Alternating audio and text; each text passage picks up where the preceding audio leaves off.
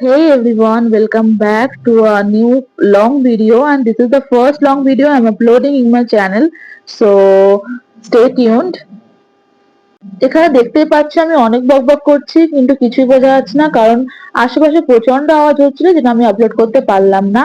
তো আমরা যাচ্ছি একটা নতুন জায়গা এক্সপ্লোর করতে। আমার জন্য তো খুবই নতুন, বাট অনেকের জন্য অনেক নোন হতে পারে, কারণ আমাদের বাঙালিদের এটা খুবই একটা প্রিয় এবং কমন প্লেস। তো কোথায় যাচ্ছি সেটা তো দেখতেই পাবে। তো আমরা দমদম থেকে ট্রেন ধরে নিলাম, আর আমাদেরকে ছাড়তে এসেছিল শ্বশুর বাবা, দেখতেই পেলে। তো দমদম থেকে ট্রেনটা ধরলাম, দিয়ে এলাম শিয়ালদা। বাট আমরা আর্লি বেরিয়েছিলাম, কারণ চারিদিকে সেদিন খুব মেঘলা ছিল, বৃষ্টি হওয়ার চান্সও ছিল যদি ইনকেস লেটার। বাট তাও আমরা পৌঁছে গেলাম 7টার সময়, আর আমাদের ট্রেন ছিল 8টা 35-এ। তো বসেছিলাম, আর বসে থাকলে মানুষের খিদে পায়, তো আমাদেরও তাই জন্য কিছু কুচুর কুচুর খেতে ইচ্ছা করলো। তাই একটা পিৎজা নিলাম, দুজনে মিলে সেটা খুব এনজয় করলাম। দেন ট্রেন দিয়ে দিল আমাদের কাঞ্চনকন্যা। তো কোথায় যাচ্ছি বুঝতেই পারছো, নর্থ বেঙ্গল। তো ট্রেনে উঠলাম, আমাদের ছিল second class AC seat. But ultimately second class AC এনজয়মেন্টটা কিছুই হলো না। আমাদের যে কো প্যাসেঞ্জার ছিল সেখানে ছিল একটা ছোট্ট বেবি, যে সারা রাত চিৎকার করে করে জ্বালাতন করা, না আমি জ্বালাতন করা বলবো না, মানে ওরও হয়তো কমফোর্টেবল লাগছিল না পরিবেশটা। বাচ্চারা তো একটু খোলামেলা থাকতেই পছন্দ করে।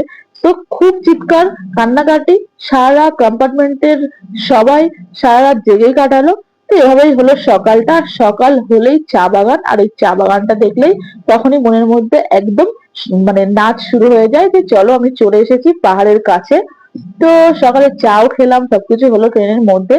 অ্যান্ড আমাদের ট্রেন ছিল 1 আওয়ার ডিলে, বাট আলটিমেটলি যতক্ষণ ডেস্টিনেশনে পৌঁছলাম 20 মিনিটস ডিলেতেই আমরা পৌঁছে গেলাম। বাট আমাদের যে ড্রাইভার দাদা যে আমাদেরকে নিতে আসবে বলেছিল, তাকে তো আমরা বলেছিলাম যে আমাদের 1 আওয়ার ডিলেতে চলছে ট্রেন, তো সে তো সেইভাবেই আসছিল। তো আমরা তাকে বললাম যে তুমি সেভাবেই আসো, আমাদের কাছে 30 মিনিটস টাইম আছে, আমরা বেরিয়ে ব্রেকফাস্টটা সেরে নেবো। কারণ আমরা ভাবলাম যে রাস্তায় আর তার টাইম ওয়েস্ট হবে না। আর এই স্টেশনটাতে আমি ফার্স্ট টাইম আসলাম, তাই জন্য একটু চারিদিকটা দেখছিলাম, একটু ভিডিও ক্যাপচার করছিলাম। এসব করতে করতেই আলটিমেটলি বাইরে বেরোলাম, আর বেরিয়ে একটা ছোট্টখাটো হোটেলে ঢুকলাম। আমি খেলাম রুটি সবজি অমলেট, আর আমার বড়মশাই খেলো আলু পরাঠা। মানে সকালে অলওয়েজ এত তেল মশলা আমার খেতে ভালো লাগে না, তো ওই জন্য আমি রুটিটাই প্রেফার করলাম। খাবারটা সত্যি কথা বলতে খুবই খুবই খুবই বাজে ছিল, বাট খেয়ে নিলাম, কি আর করা যাবে। এরপর আমাদের দাদা চলে এসেছিল, আমরা উঠে পড়লাম গাড়িতে। আর এখানে প্রচন্ড একটা জ্যাম পেলাম, কারণ রাস্তায় একটু কাজ চলছে। তো তারপর ঢুকে পড়লাম আমরা ফরেস্ট এরিয়ার মধ্যে। আর এখন শুধু গ্রিন অ্যান্ড গ্রিন। তো চোখের একটা সুন্দর এক্সারসাইজ শুরু হয়ে গেল, চোখটা খুব আরাম পেলো। যে চারিদিকে শুধু গ্রিন দেখতে পাচ্ছি, কারণ এখন তো আমাদের পক্ষে কলকাতা থেকে গ্রিন দেখাটা পসিবলই না।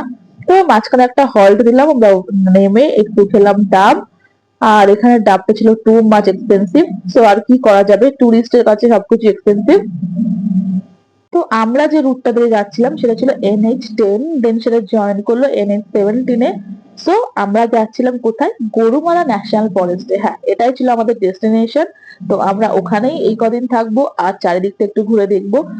এতদিন পাহাড় অ্যান্ড সমুদ্র সবকিছুই ঘুরেছি, তো এটা ছিল টোটালি একটা জঙ্গল ট্রিপ। তো এটা ছিল আমার হোমস্টের ডাইনিং রুম। হোমস্টেটা কেমন, পুরো ভিডিওটা, পুরো শর্টস গুলো আমি পরের ভিডিওতে শেয়ার করব।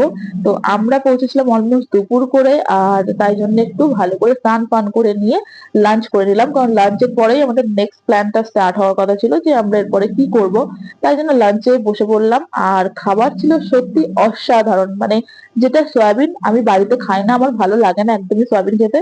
বাট ওখানে আমি আবার চেয়ে নেক্সট টাইম নিলাম এবং খেলামও।